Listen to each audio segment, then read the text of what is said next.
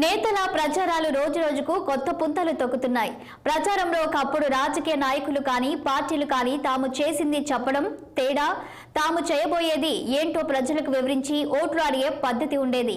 పార్టీలు నాయకులు సైద్ధాంతికంగా విమర్శించుకునేవారు, వ్యక్తిగత దూషణలకు దూరంగా ఉండేవారు. కానీ రాను రాను రాజకీయాల్లో పద్ధతి మారుతూ వస్తుంది. రాజకీయ నాయకులు వ్యక్తిగత దూషణలకు ప్రాముఖ్యతనిస్తున్నారు. ఈ దూషణలను చూసి ప్రజలే విస్తుపోతున్నారు.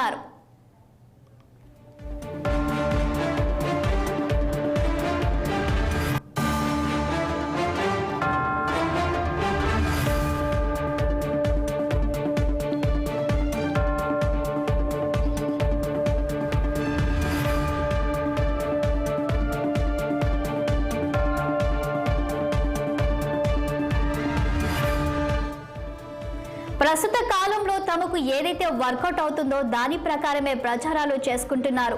ప్రజలకు జవాబుదారీగా కాకుండా ఎవరి ఇష్టం వచ్చినట్లు వారు మాట్లాడుతున్నారు. ఈ మధ్య కాలంలో ఏదో ఒక అంశాన్ని పదే పదే ప్రస్తావిస్తూ ప్రజలతో మైండ్ గేమ్ ఆడుతున్నారు. ఏదో జరగబోతుందనే భ్రమలో ప్రజలను నెట్టివేసి పబ్బం గడుపుకుంటున్నారు.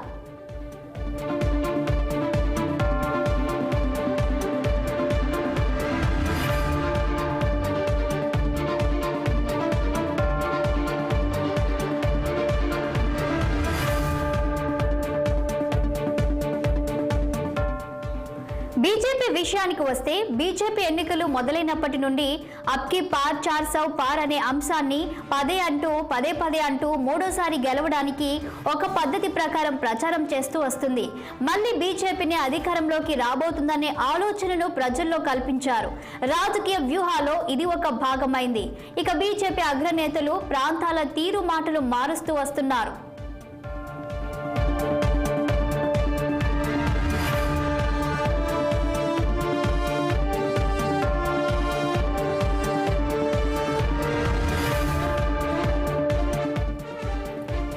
వస్తే దేశ సంపదను దోచి ముస్లింలకు పంచుతుందని ప్రధాని ప్రచారం చేయడం చూసాం. దేశ సంపదను గుస్ బైట్లకు కాంగ్రెస్ దోచిపెడుతుందని మైనారిటీలను ఉద్దేశించి మోదీ మాట్లాడారు. అంతేకాకుండా బీసీల రిజర్వేషన్ను ముస్లింలకు వర్తించేలా కాంగ్రెస్ చేస్తుందని అనడం చూసాం. అయితే మొదట్లో ఉన్న ఆవేశం ఇప్పుడు మోదీలో తగ్గిందేమో అనిపిస్తుంది. విడతల వారీగా జరుగుతున్న పోలింగ్లో ఆయా ప్రాంతాలను బట్టి అక్కడ ఉన్న సామాజిక సమీకరణాల ఆధారంగానే మోదీ మాట్లాడారని చెప్పవచ్చు.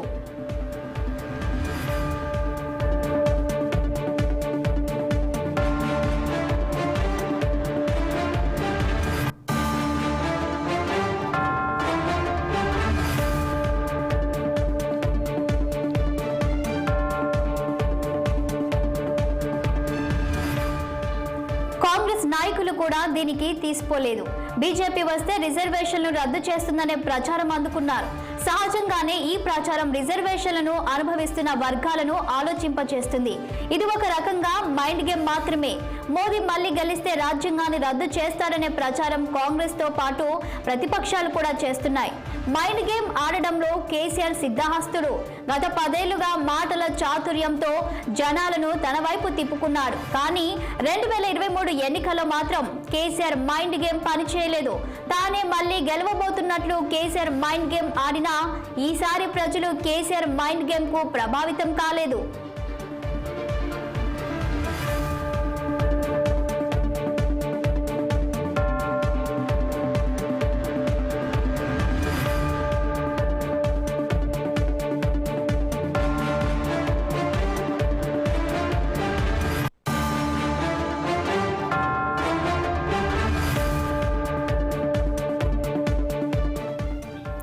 దీన్ని బట్టి ఏమర్థమవుతుందంటే ఎవరు ఎంత మైండ్ గేమ్ ఆడినా ప్రజల మైండ్ ఎప్పుడు ఎలా పనిచేస్తుందో చెప్పలేం. కొన్నిసార్లు మైండ్ గేమ్ లో నేతలు పార్టీలు సక్సెస్ అవుతున్నారు. ఇది గతంలో చూసాం, ఇప్పుడు చూస్తున్నాం.